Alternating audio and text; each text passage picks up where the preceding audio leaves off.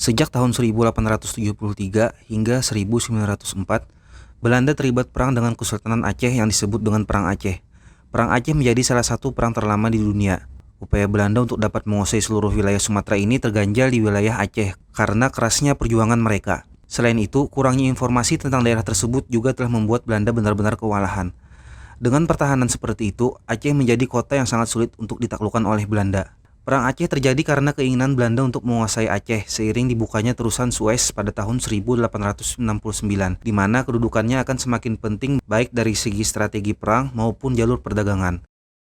Sebelumnya, tanggal 17 Maret 1824, Inggris dan Belanda sudah sepakat tentang pembagian wilayah jajahan di Indonesia dan Semenanjung Malaya. Dalam kesepakatan tersebut, Belanda disebut tidak dapat mengganggu kemerdekaan Aceh. Namun, Belanda tetap berusaha melancarkan serangan terhadap Aceh yang jauh dari ibu kota.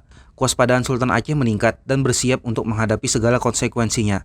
Pada tahun 1871, terjadi penandatanganan Traktat Sumatera antara Inggris dan Belanda yang semakin membuat Aceh khawatir. Dalam perjanjian tersebut, Belanda diberi kebebasan untuk memperluas wilayah di seluruh Sumatera, termasuk Aceh.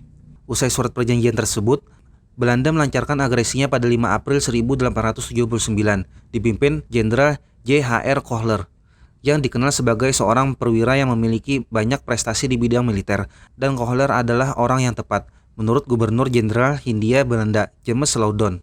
Sudah lama ia sibuk mengumpulkan keterangan militer tentang Aceh, ujarnya. Dalam kepala Kohler ada rencana perang yang sederhana. Begitu menginjak Aceh, ia ingin membangun sebuah pangkalan di sekitar muara Sungai Aceh. Dari situlah pasukan Kenil akan bergerak ke arah istana, tempat kediaman Sultan Aceh, sekaligus ibu kota Kutaraja, yang sekarang bernama Banda Aceh. Menguasai ibu kota akan mempermudah penguasaan wilayah lain, demikian pikirnya. Namun, pengetahuan Kohler tentang Aceh masih belum cukup. Mereka tidak tahu letak persisnya istana kesultanan. Di dalam panduan yang diberikan kepada para perwira, hanya dijelaskan bahwa istana adalah sebuah tempat yang luas dan besar, yang terdiri dari berbagai kampung dengan banyak sawah, lapangan, kebun kelapa, serta kira-kira 6.000 jiwa yang bermukim. Menurut catatan Dutch Colonial War in Aceh 1990, pendaratan Belanda dimulai pada Senin pagi 6 April 1879 saat pasukan Belanda yang pertama mendarat di Pantai Ceuremen di bawah pimpinan Mayor Jenderal J.H.R. Kohler. Mereka didaratkan armada laut di bawah komando Kapten Laut J.F. Koopman. Menurut Anthony Reid, dalam asal mula konflik Aceh, militer Belanda yang dikerahkan untuk ekspedisi itu terdiri dari sekitar 3.000 serdadu. Setelah mendarat, pasukan Kohler harus 4 hari mengalami pertempuran. Dalam 4 hari itu, bangunan megah yang mereka kira sebagai benteng Sultan Aceh berhasil direbut pada 10 April 1873. Ternyata bangunan itu adalah Masjid Baitur Rahman. Orang-orang Aceh tentu tak terima masjid mereka dikuasai kaum yang disebut sebagai Kapi alias kafir. Akhirnya malam itu juga Masjid Baitur Rahman terpaksa dilepaskan karena serangan gencar pasukan Aceh. Kohler menyuruh meninggalkan masjid itu karena menurut dia pasukan terlalu letih untuk dapat bertahan dalam posisi yang begitu terancam. Segera pula orang Aceh menduduki masjid itu dengan sorak kemenangan. Pasukan Aceh yang terdiri atas para ulebalang, ulama, dan rakyat terus mendapat gempuran dari pasukan Belanda.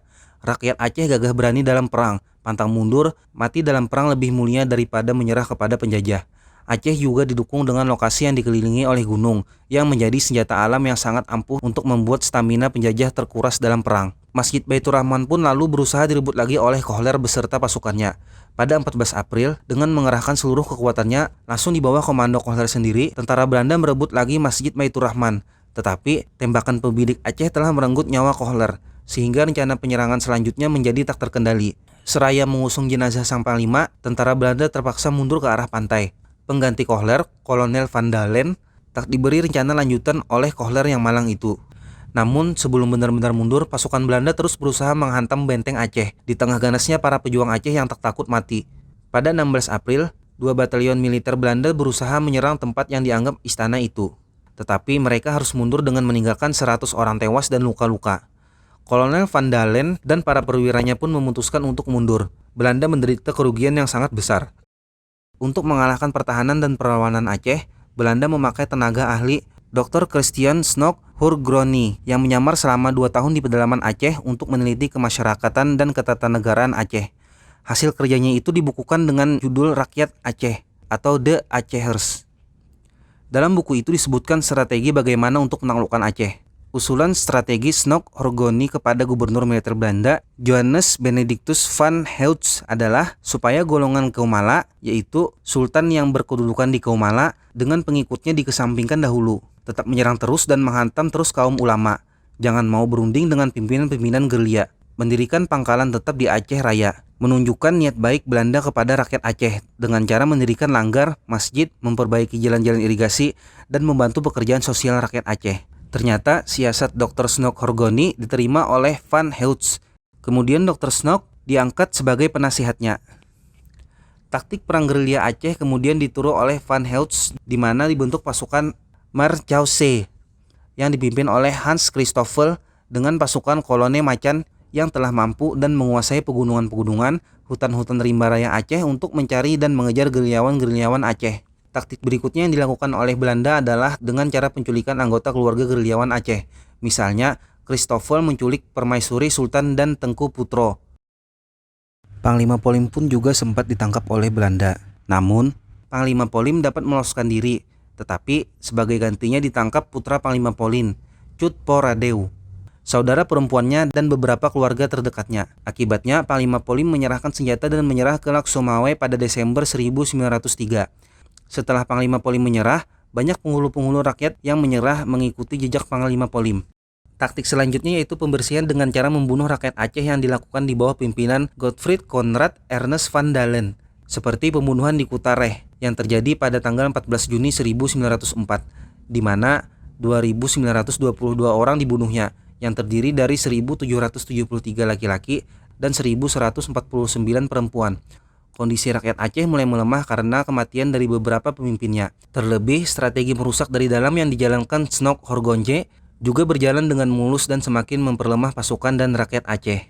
Sultan Mahmud Daud Shah kemudian menyerahkan diri kepada Belanda pada tanggal 20 Januari 1903. Tapi ada yang mencolok dari penampilan Sultan Muhammad Daud Shah saat itu. Ia mengenakan pakaian rakyat biasa, bahkan tanpa mengenakan alas kaki. Melihat kejanggalan seperti itu, Belanda mencoba untuk mempermalukan Raja Aceh tersebut.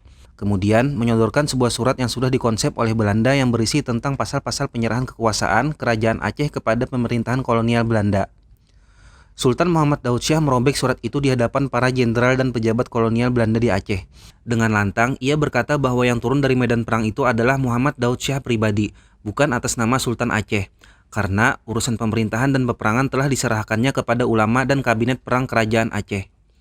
Salah satu wazir atau menteri dalam kabinet perang itu adalah Tengku Cikditiro, ulama besar Aceh pada masa itu, yang kemudian menjadi wali Nangro Aceh pertama, penerima mandat pertama dari Sultan Aceh untuk melanjutkan pemerintahan kerajaan Aceh dalam kancah perang. Sesuatu yang tak pernah diperkirakan Belanda bahwa lelaki tak beralas kaki itu telah mempermainkan mereka dengan kekuasaannya. Akibatnya, istri Sultan Aceh yang ditawan Belanda tidak dibebaskan. Sultan Muhammad Daud Shah juga dijadikan tawanan kota. Tapi perang Aceh tak berakhir, malah semakin lama semakin membara. Sultan Muhammad Daud Shah tetap menjalin hubungan secara rahasia dengan pemimpin pasukan gerilya dan panglima perang dari berbagai daerah. Ia mengirim sejumlah dana untuk kebutuhan perjuangan. Walau demikian, wilayah Aceh tetap tidak bisa dikuasai Belanda sepenuhnya. Dikarenakan pada saat itu tetap saja terjadi perlawanan terhadap Belanda meskipun dilakukan oleh sekelompok orang atau masyarakat. Hal ini terus berlanjut sampai Belanda enyah dari Nusantara dan diganti kedatangan penjajah baru, yakni Jepang.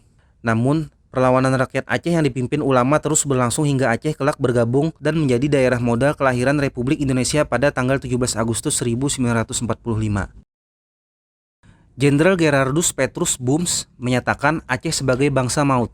Alasan pemerintahan kolonial Belanda menyebut Aceh sebagai bangsa maut karena selama 3 abad sejarah kolonial, Belanda belum pernah mendapatkan pukulan sekeras di Aceh. Selain memuji Aceh, ia juga mengecam pemerintah kolonial Belanda di Batavia atas kegagalan tersebut, karena dinilai terlalu menganggap remeh kekuatan Aceh. Kegagalan Belanda terus saja dibicarakan, sampai Belanda pun menaruh hormat atas keberanian pejuang Aceh baik pria maupun wanita. Rasa hormat itu sebagaimana diungkapkan oleh H.C. Zengraf dalam buku Aceh. Pemerintah kolonial Belanda benar-benar kehilangan bintang terangnya di Aceh. 4 jenderal Belanda tewas di Aceh bersama ratusan ofisir dan ribuan ofisir bawahan. Kuburan Kerkhof Pelcut yang berada di Kecamatan Baitur Rahman, Kota Banda Aceh, menjadi bukti sejarah bangsa maut tersebut. Terima kasih kepada kalian yang sudah menonton. Jika ada kesalahan informasi, tolong koreksi kami ya. Sampai jumpa lagi kawan. Stay safe dan sehat selalu.